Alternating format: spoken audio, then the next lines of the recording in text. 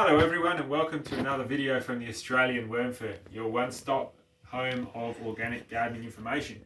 Today we're going to be talking about how to set up one of these big boys, a Water-Up's square wicking bed planter. What we learned today can also be applied to a normal wicking bed or a smaller wicking bed you might have in your garden. So let's have a bit of a chat about how to set these up and why they might be beneficial. Wicking bed planters are a smaller version of a wicking bed. The idea of a wicking bed is to basically allow your plant to have a continuous supply of water, which reduces how often you need to water them, while still ensuring your plants grow at a healthy rate without getting over watered. It's really important to use the right medium in your wicking bed, and we're going to be talking about that today, along with how to set it up properly. The Water-Up square wicking planter comes in three different colours. We've got the latte here, there's also a light grey and a monument. And today we're going to be setting one of these up. The reason that these are particularly useful is because they're not a bad size for fruit trees, but they're also fantastic for different kinds of vegetables as well. They're small enough to move via a sack truck, but they're big enough to do a great job of growing a good number of veggies in your garden. These are superb for a balcony or a courtyard, and we also sell them to a lot of people who use them as part of a larger garden landscape. They are fine sitting on a paving surface or a concrete surface, and they're also perfectly fine to sit on the back porch as well. This wicking bed planter has a 17 litre reservoir at the bottom, and I'm just going to show you a little bit on how to set that up. What you'll see is when you buy your planter, and you can buy it in store of course at Garden Goodness Australia, at Port Adelaide or Smithfield, which are two of the stores that we supply. There's a couple of other stores around the place you can buy these from as well. You get the wicking cell, which is the barrier between the water and the soil. You also get an inlet pipe with a cap to prevent any material from falling through. And then we of course have the outlet connector. Now this is of course colour matched to the outside of the wicking planter itself, and that has a volume of some 40 or so litres. So what we're going to do is you'll normally have to drill a hole here in the wicking cell to allow the inlet pipe to attach to that. What we do next is we attach the outlet pipe to the wicking cell. It has a couple of nodules that click through like that. We take the nut and the washer off that side. Sorry, we keep the washer on. Have the washer on that side, which is going to touch the inside of the wicking planter. Slide that in.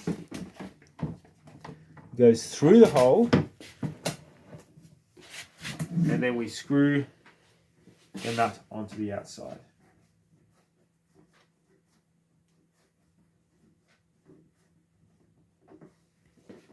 Alright, that's good to go. Now that's your outflow pipe. This controls the level of moisture in your reservoir. In some of the wicking beds, you'll find that you can actually adjust this. So sometimes with some wicking beds you get an adjustable one where you can angle it up or down, and that angling actually determines the depth of water that you can actually have in that wicking cell. So the wicking cells are very clever because they combine two features that you normally find in a wicking bed. Often you'll have some sort of gravel or other base which will draw the moisture up. Well, it has four different legs which can hold that medium, which actually draws the water up into the main garden area of the bed.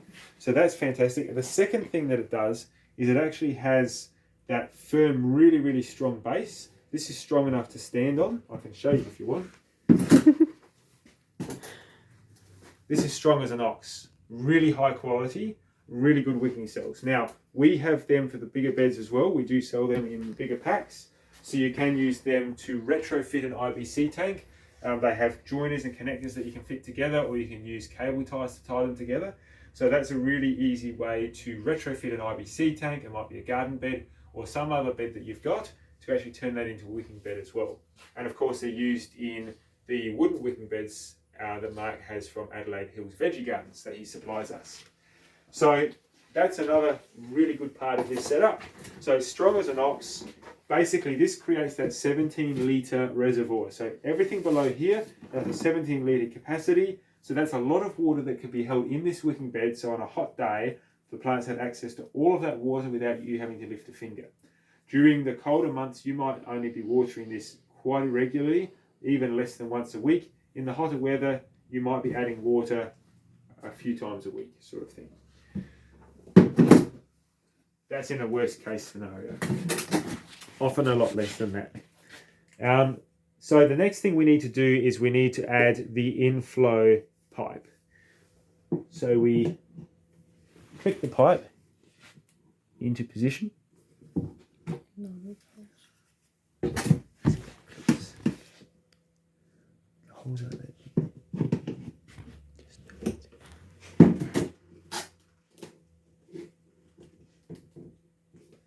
So that's clicked into position, and this is where the water is going to be added to the wicking bed.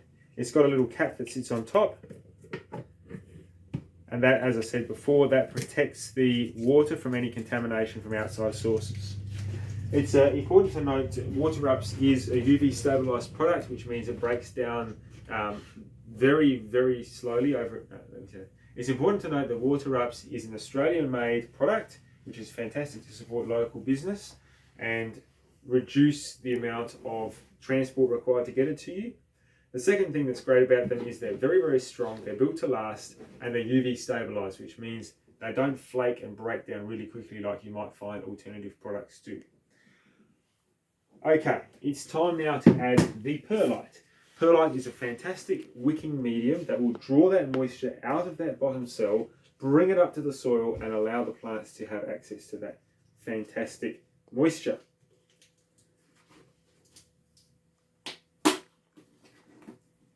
Obviously, we sell perlite here at the Australian Worm Firm.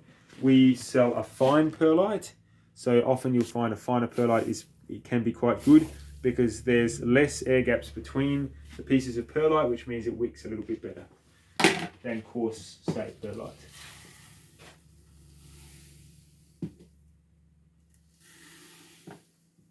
So we're filling each of these legs with the perlite.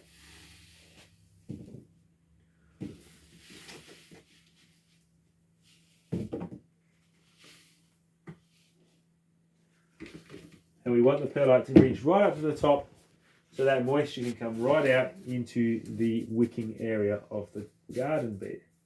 There you go, the perlite's been filled up. That's a 2-litre perlite. It's perfect size for the 4 legs. And it's now time to add a fantastic new product to Garden Goodness, which is called BioGrow Premium Wicking Mix. Now, BioGrow is a very special product. It's been developed in Wandillo, South Australia, down near Mount Gambier, to wick that moisture up in a wicking bed and ensure it doesn't get too wet or too dry. Now, it's very important that that's a perfect wicking medium, because if it's too wet, it will become very moist in the top of your wicking bed, and the plant roots can very easily rot. Too dry, that moisture doesn't get right up through the wicking material up to the top of the bed, and the roots can't actually access that moisture that's come into that wicking bed. The Premium Wicking Mix is a fantastic product because it combines the perfect elements of the wicking media with high quality fertilizer and a really good consistency for your plants to grow in. So let's get some of that into the wicking planter and go from there. It's worth mentioning that, of course, BioGrow is a South Australian family-owned company, and we love supporting local products.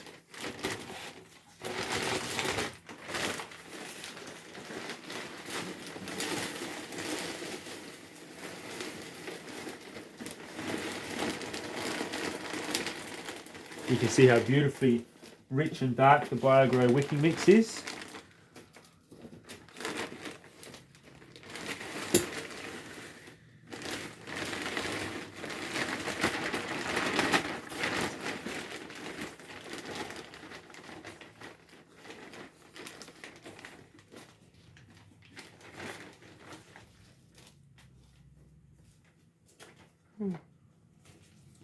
You can see a few little balls of orange. That's the little fertilizer that they've added.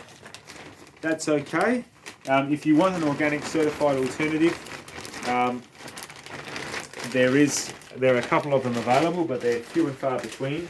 Of course, we prefer the organic option, but it's very difficult to source those. So we've gone with BioGrow as being the best that we can source at the moment.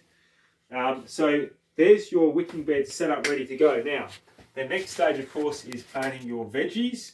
As I said, it could be veggies, it could be flowers. People have grown fruit trees in there. You can even grow succulents if you really wanted to. You can grow an entire range of different plants in here, and it's important to recognise that as a really important part of the wicking bed opportunity, because it means that if you've got a small balcony, you've got that small area in the backyard, a courtyard, a really small block, you might be renting, you have that option to be able to grow a lot of veggies, grow a lot of your own food at an affordable price, using the Food Cube wicking bed planter. So I hope this video really helps you in understanding how to set those planters up. If you haven't already, I would really appreciate it. I'm sure you will. If you subscribe below, the big red button, and just click the little notification bell on the side of that. That way, next time I put out a video, or Alison puts out a video, you get a chance to actually see that video early on. Feel free to ask questions in the question area below. We'd be keen to help you out with those, and I'm sure we'll see you on the next video.